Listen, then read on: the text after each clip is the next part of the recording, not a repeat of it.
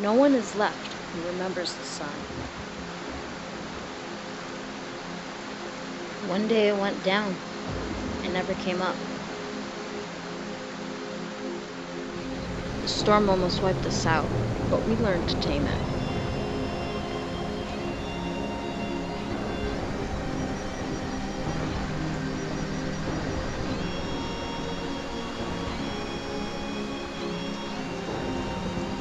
We built the towers.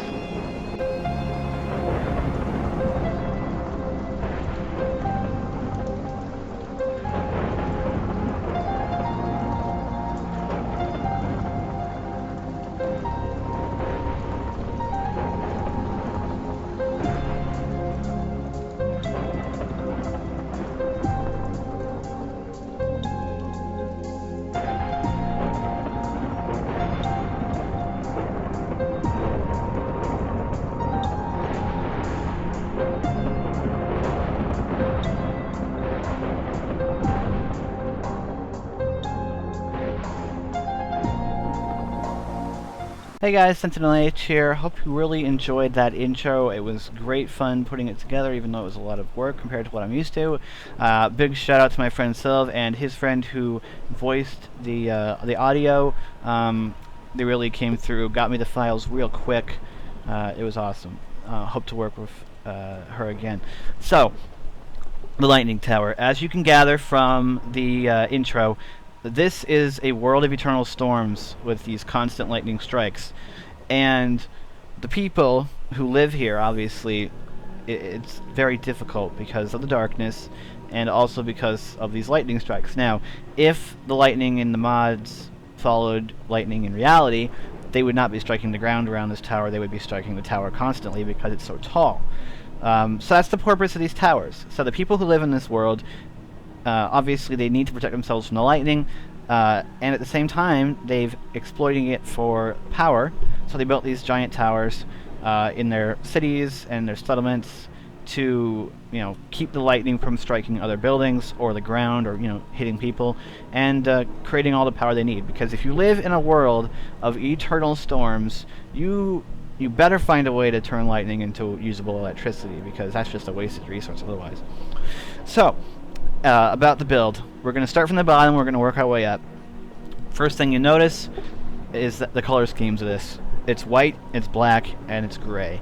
My philosophy for this, not only because I think that white, black, and lights all over the place looks really futuristic, is that in a world of really low visibility at all times, you want high contrast. So this is a very high contrast build, the white on black, as well as all the lights, obviously, to help provide visibility of it. But the white on black produces high contrast, and in a world of low visibility, it's, you know, it helps you to always see that these buildings are here, I guess. I think it just makes sense for the lore of the world to build it like this. That, and it's built out of relatively cheap materials. Marble is really plentiful. What's not maybe so plentiful are these dark engineering blocks, but they look awesome with the hex pattern in this texture back.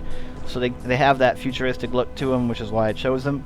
But if you were going to build it legitimately in survival, you'd probably use basalt. But I mean, you'd have to be insane to try and build this, you know, in survival, because it's so huge. But let me stop rambling and talk about this. So, if you notice one thing about this build, it's that there are no small details. When I get to the upper levels, you'll see that. But down here there are. The idea here is that really high up there, because you're never going to see it from that high unless you put a building right next to it, which you probably shouldn't do because it's meant to be a dominant part of the skyline, is that if you put small details up high, you're never going to see them. Down here you can. So what we have here is we have a marble block that's made. This is slab strips, so I could cut out the corner of this, and then panel strips for the iron panel strips around the lamp. And these extra lights just look awesome. They don't serve any purpose. This build is just a giant shell for a single functional piece, which is the actual lightning rod. It's all about the aesthetics. It's all about looking cool. Completely impractical, but it's pretty awesome. So we come up a bit. As well, the marble on the side here, these cutouts help to add a bit of dimension. But I didn't want to put any actual color in there because I quite like having a lot of the white to show. And the bottom of this is mostly white, but there's some black tied in down there. Up here we get a lot more heavy to the colors. So I kind of like keeping that just plain. We have, up a bit, we have this thicker horizontal, this thicker circle of lights, just to chop that in half. And then we get to the first part loaded with detail, which is the first ring. And there's 2 of these rings. You can see the second one up there. This is what attaches the lightning tower to the building. So we have marble, of course, the dark engineering bricks add those little tick marks, those little splashes of black, with these gray in between, which are steel blocks. I chose steel blocks because they have a nice darker gray color and they don't have a whole lot of texture to them. So at a distance it looks more like it's a solid color, but I can't use wool because wool looks terrible because it's got pattern on it. Iron slab strips, I wish it wasn't quite so patterned, but it still looks pretty cool with the to add these vertical things. It adds verticality to the otherwise horizontal pattern on here, and when you're building a gigantic tower, it helps to have both horizontal and vertical details, at least in my opinion. So if we come up a bit, we see that the central core is all lights. So I had to cover up, put things over the lights to make it a little less gaudy and to really accentuate it. And the way that I did this was to use these 2 thick, I don't know what to call these, but they stretch all the way up. Well, they don't go all the way to the top, but they pretty much do. And then, it's funny that this was an accident. The original plan was to have this stone inset halfway and have it solid. But when I put it in MC Edit and I pasted it to copy it around to our sides, MC Edit really saved me a lot of time on this, by the way. This would have taken ages without it.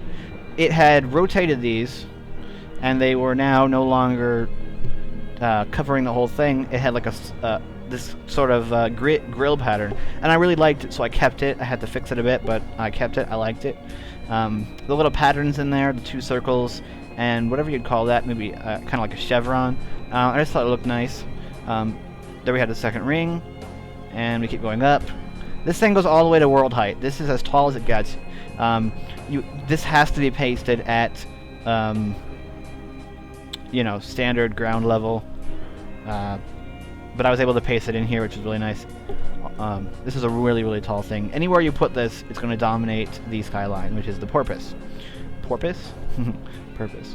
So up at the top, we have these, whatever you call them, stop, and these 3 rings add a bit of extra detail. These rings at the top are the same width as are the same width, I think, as the rings underneath them. No, they're not. The rings underneath are wider. So, oh yeah, these rings are the same width as those white things, but they add a extra detail to the top. It's different, and it helps to terminate it. And if you're placing this in a world and it's too tall, this is the perfect place to chop it off. So if you cannot fit this whole thing in a world, chop off this top section, and you've still got a ring here. You can then cover it up, and you're still working. So at the top here, which you'll never see because this is the world height, there's the lightning rod sticking out top, and that stretches all the way down to the bottom. It's iron fence, not posts. That's how you make the lightning rod work. You use iron fence stretching up from the lightning rod, and the taller it is, the better the chance. Oh, yep, there we go. That's perfect. That could not have been planned, guys. That was completely random. That was awesome. You just saw it get struck by lightning there, and we got more power in there now. That was pretty awesome. I just used some reinforced machine casings as an interesting thing on the top. I like the color that it gives on the mini-map. So let's fall back to the bottom, and I hope no one has fear of heights, because that might have just terrified you. Let's take a look at this big building real quick, because this is just there to give you the idea of what it looks like when you slap this on the side of a building. This is completely empty inside. Obviously this is included in the world download, so if you want to use this building, go right ahead. It's really big, lots of space. But talk about it. The cyan lights again to tie it into the tower itself. And again, in this world that of constant darkness, look how dark it is. All the buildings will have lights on them, and I just really like the cyan color. Again, high contrast. All these lines add a lot of detail. These thick black spots to make it look different, and the roof, the siding is a bit stepped in just to add a little bit of detail. But again, futuristic buildings like this, they don't have a whole lot of details as you would imagine on current or past buildings which had a lot of embellishment. They're mostly about function. So they're mostly flat walls, but this shows you don't need a huge amount of detail to make mostly flat walls look interesting. Use different colors, have different inset levels in the wall in places, have different levels, amounts of detail, and it'll look just fine. This hashing down here with the gray, the steel blocks, I think it just looks nice. Otherwise this would be all white, and I didn't think it would have looked as cool. Now I do want to show you inside here real quick. Like I said, it's completely empty. So I got a bit of a lighting glitch back there. There's a single cow in here, so it's not completely empty. There you see all the lights up there. And I imagine that a building this size in this world would probably be used maybe as a shopping center. Maybe it's some sort of factory. Maybe it is a housing complex. Who knows? Maybe it's an indoor park. I have no idea. But it's so big you could use it for pretty much anything. Here you can see inside the lightning tower itself that the light there marks the edge where it touches. This is the wall of the building. That's the lightning tower. Inside you see the LESU, which is storing the power from the lightning rod. It is maxed out. It will store 2 million EU. Whenever this thing gets struck by lightning, I believe it generates 24 million EU, so that should be enough to last for a good long time until it gets struck again, which, because of all the lightning strikes and eternal storms, it should get struck fairly often, especially since it's so tall. One more note about the lightning rod, if I didn't mention it before because I don't remember already. The more fences you have above the lightning rod, the higher the probability that it'll get struck by lightning. So you have glass fiber cable bringing the power out, and when you put this on the side of a building, you could pull this cable straight into the building, or you could put a block here, maybe a MFSU, just to act as a little buffer, or just to make sure you don't have a hole in your wall with a wire coming through it.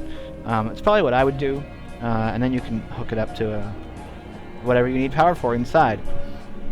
So, that's the build, guys. That's really all there is to say about it. Briefly, hopefully briefly, talk about how you'll be able to download this. Obviously, world download. Inside the folder, for the zip folder for the world download that you download off Planet Minecraft, there will be a separate folder for schematics. I will include an MC Edit schematic of this entire thing. I will also include one of just the tower, with the cutoff on the side, so that you can just paste it onto the side of a building. That's what you'll be getting for those schematics. So, when you paste this onto the side of a building, however, one issue is that MC Edit cannot save the positions of these microblocks. So all the microblocks, and there's a lot of them, will be misplaced.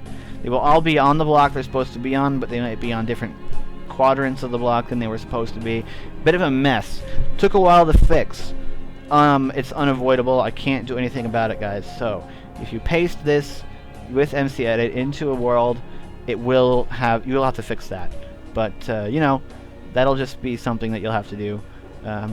Give you a little bit of ownership over it.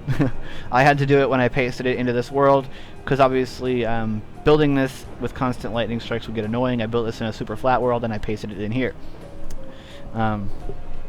So that's it, guys. That's everything. That's the build. You know about the lore. I am planning on building more buildings that go with this lore.